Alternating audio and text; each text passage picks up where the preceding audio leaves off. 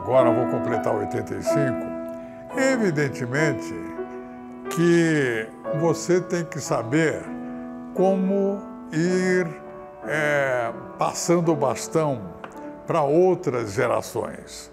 Depois de ter realizado 30 cirurgias, principalmente nas mãos, a última coisa que eu esperava era ter sido diagnosticado com câncer na próstata. Teve o diagnóstico, fez a biópsia, era um câncer agressivo, mas a operação teve um sucesso, eu diria que 100%. Mas o pós-operatório foi um grande problema para mim, que eu nunca tive um pós-operatório tão dramático.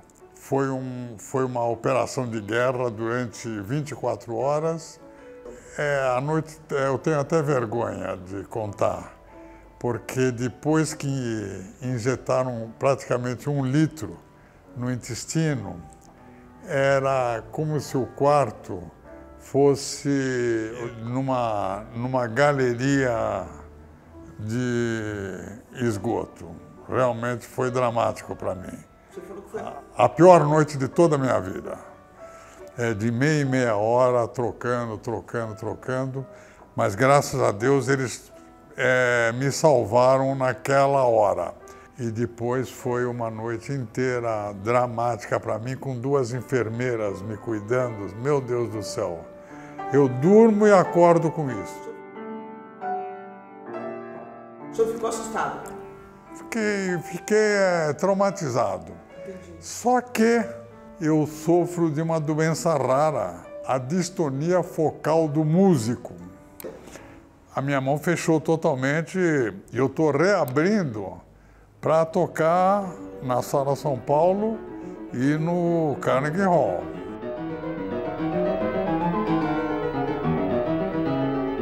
Mas vou iniciar a terceira fase da minha vida. A primeira fase, aos 8 anos, comecei a carreira de pianista.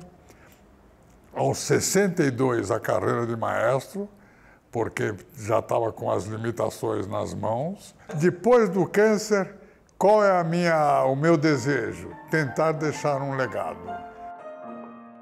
Então, eu acho que nesses últimos 25 anos, a minha luta foi para corrigir os erros do passado e aprimorar os acertos do passado. E eu acho que na parte do social, eu acho que, se Deus quiser, aonde está o legado, aí eu vou fazer história, mas no outro sentido, em função de terceiros, principalmente para pessoas menos privilegiadas.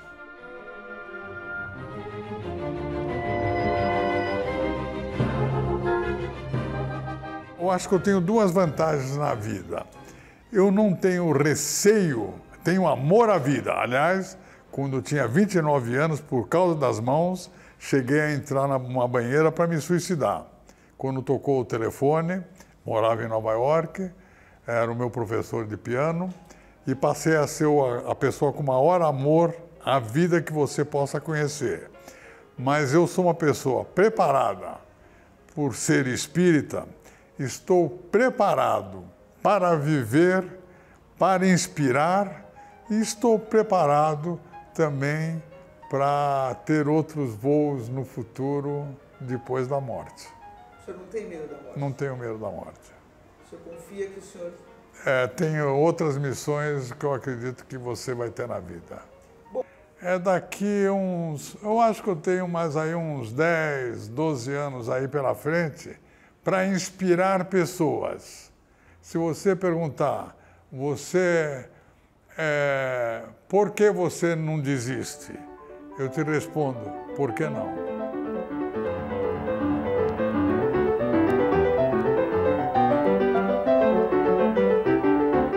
Eu nunca vi uma lágrima no olho do meu pai.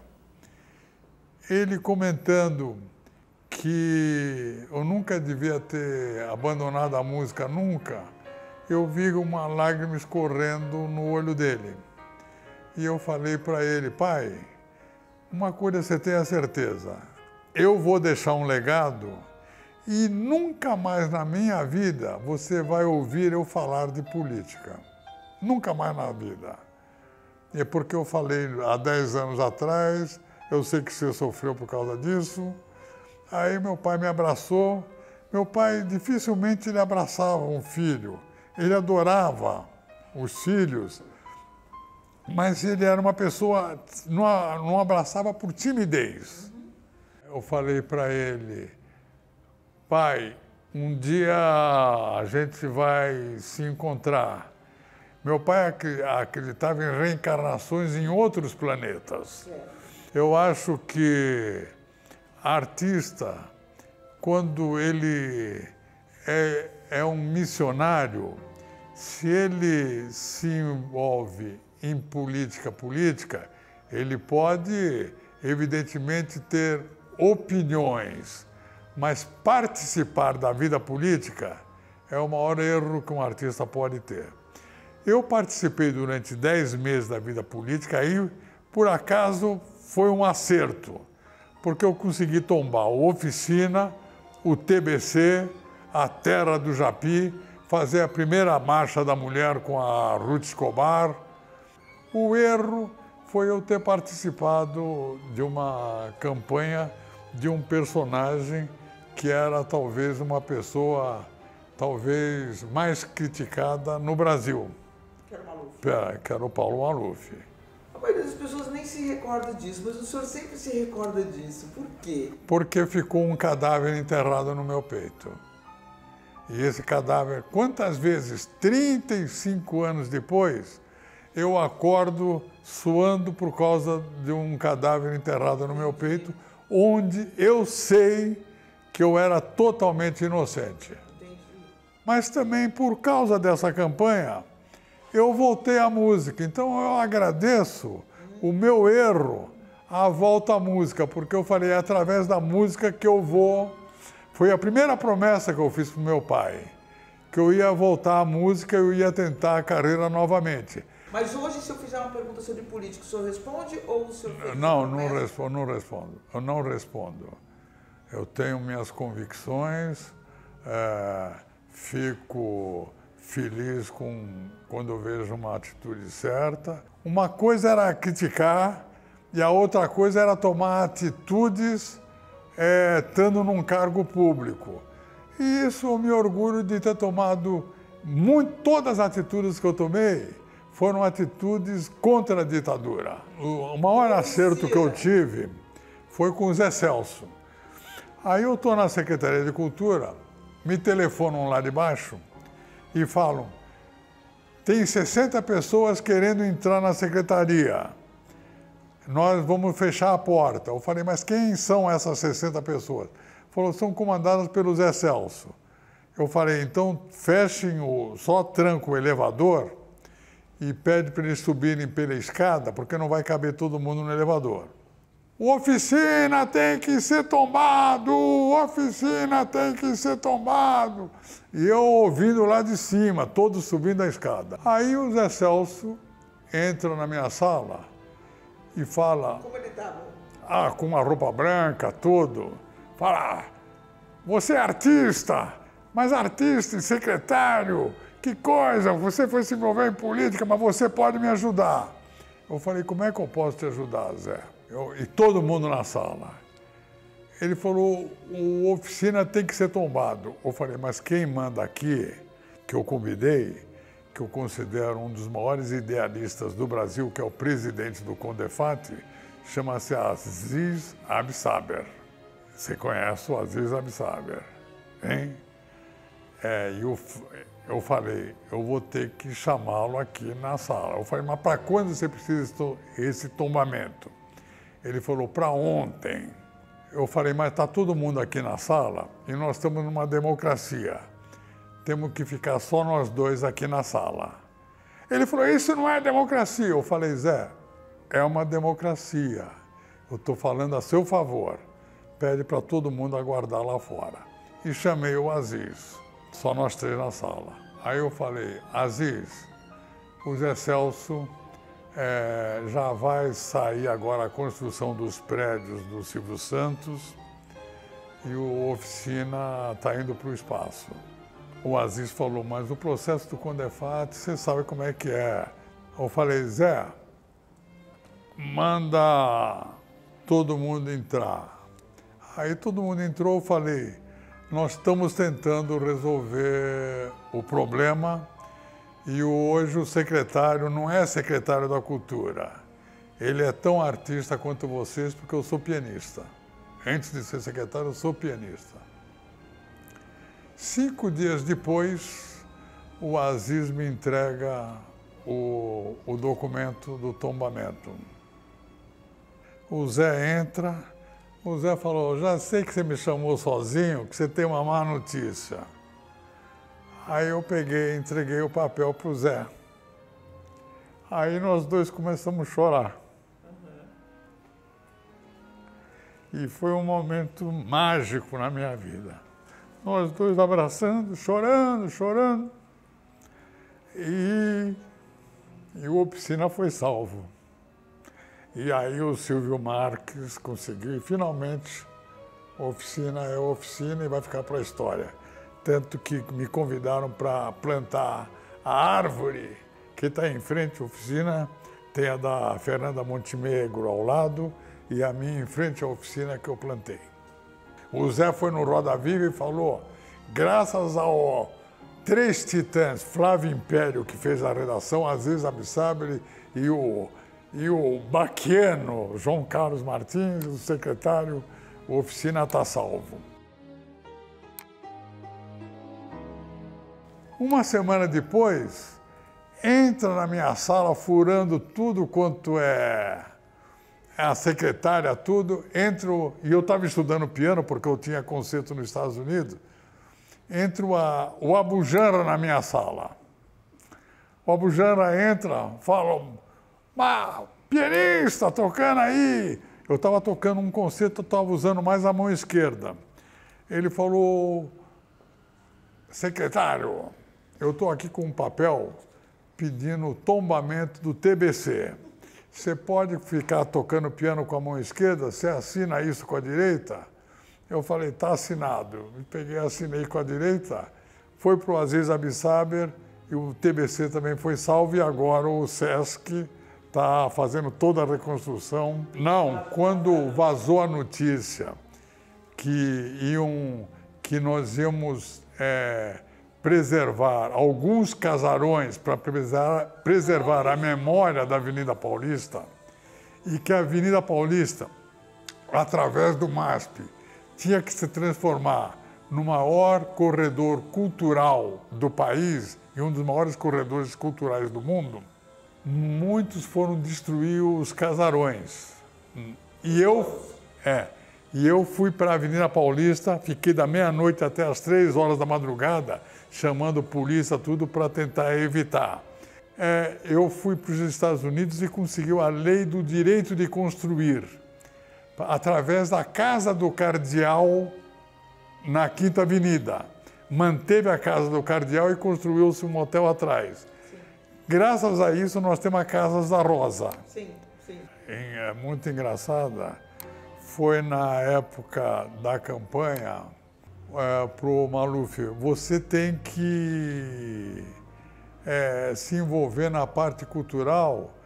O grande passo seu seria se você ajudasse a construção do Teatro Oficina, do projeto da Lina Bobardi, que vai precisar de financiamento.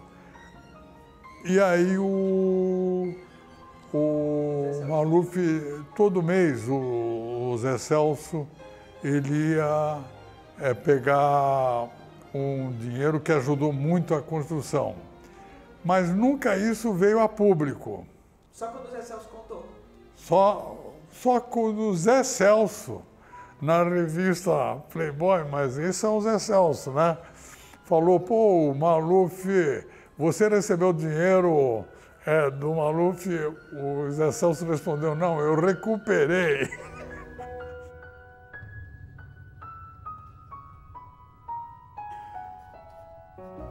A minha despedida é parcial.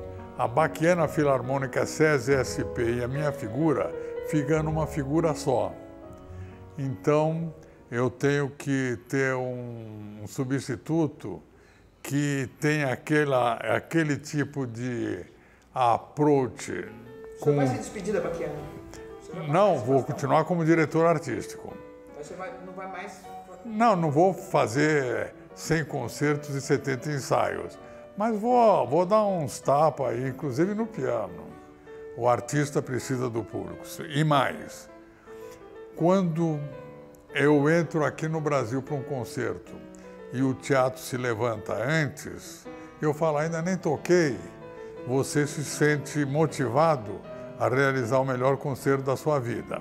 E um dos maiores pianistas do mundo, um americano chamado Leon Fleischer, também teve a distonia focal. Ele foi o grande divulgador. E hoje a bandeira dele, quem carrega no mundo sou eu.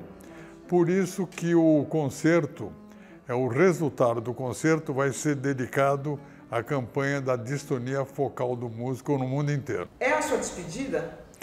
Internacional. Ficar na fila 2 horas para mim é desesperador. Eu viajei tanto na minha vida, por quase 60 países, que com 85 anos eu prefiro agora me dedicar principalmente à educação musical no Brasil, realizar concertos, procurar transmitir emoção e, antes de tudo, sempre à procura do perfeccionismo. Em 70, em vez de eu talvez ter tomado a atitude de já procurar a regência, eu resolvi me afastar da música. E isso eu considero um pecado mortal para mim. Eu não me sentia com o direito de dar um conselho técnico para um pianista. Eu tinha uma facilidade incrível, fui perdendo o movimento, mas fui driblando o cérebro. E sempre recuperava. Em outras palavras, eu ganhei centenas de batalhas e no final perdi algumas guerras. Então, essa luta de vencer batalhas driblando o cérebro é o que os médicos consideram o grande legado meu naquilo que diz respeito à resiliência e enfrentar a adversidade. Então, naquele momento de enfrentar a adversidade, eu considero 2 forças. Uma força superior que existe uma força superior, eu não tenho dúvida, e uma força interior que está dentro do seu organismo. Uma porcentagem pequena é um dom de Deus que raramente ele dá. O caso, por exemplo, do Jean William, ele recebeu o dom de Deus. Se lembrou de olhar o céu. Mas se ele não tivesse a disciplina de um atleta, ele não chegaria lá. E nos anos 60, dos artistas jovens, o Brasil tinha 3 brasileiros que dominaram o noticiário internacional, estavam entre os tops. Nelson Freire, Arthur Moreira Lima e esse velho maestro.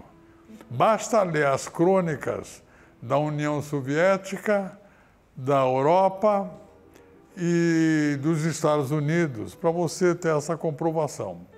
Então, no meu primeiro concerto em Nova York, o crítico chegou a escrever, para você ver o que é a palavra preconceito nos anos 60. Ele falou que a minha técnica lançava fogos de artifício para o Carnegie Hall inteirinho, até a última cadeira. Mas que ele tinha que mostrar que, apesar de eu ser do Sul, eu estava equiparado aos grandes pianistas do Norte. Então, a crítica própria, você vê que existia um preconceito que pessoas como Villa-Lobos mostrou que a coragem de um artista brasileiro. O Nelson Freire, o Arthur e eu ocupávamos o noticiário internacional. Hoje nós temos um caso isolado, que é um violinista chamado Guido Santana. O Guido Santana hoje é um fenômeno mundial, como violinista. E eu tenho a honra de ter lançado o Guido Santana com 8 anos de idade em plena Sala São Paulo, quando eu descobri o talento dele. Mas se você tem 100 diamantes na Alemanha, 90 serão descobertos. Se você tem 100 diamantes no Brasil, 2 serão descobertos. Aliás, tem uma história minha fantástica com Villa-Lobos. Villa-Lobos, quando ele foi para a França, nos anos 20, 30, não sei, falaram para ele, você vai estudar na França? Ele falou, não, eu vou ensinar em Paris. Então, Villa-Lobos tinha coragem de falar isso. Do mesmo jeito que eu digo, quando eu tive o meu quando eu tinha 16 anos, o meu professor, depois do almoço, pediu para eu ir na casa dele, o Villa-Lobos almoçou na casa dele, pediu para eu ir tocar um concerto do Villa-Lobos para o próprio Villa-Lobos. E uma parte que estava escrito forte, eu comecei pianismo e fui crescendo. E o meu professor falou, você está tocando para o compositor, para! O Villa-Lobos falou, deixa ele continuar. Quando acabei, eu tinha 16 anos. O Villa-Lobos falou para mim, ficou mais bonito como você tocou. E na partitura ele deixou o piano crescendo, entende?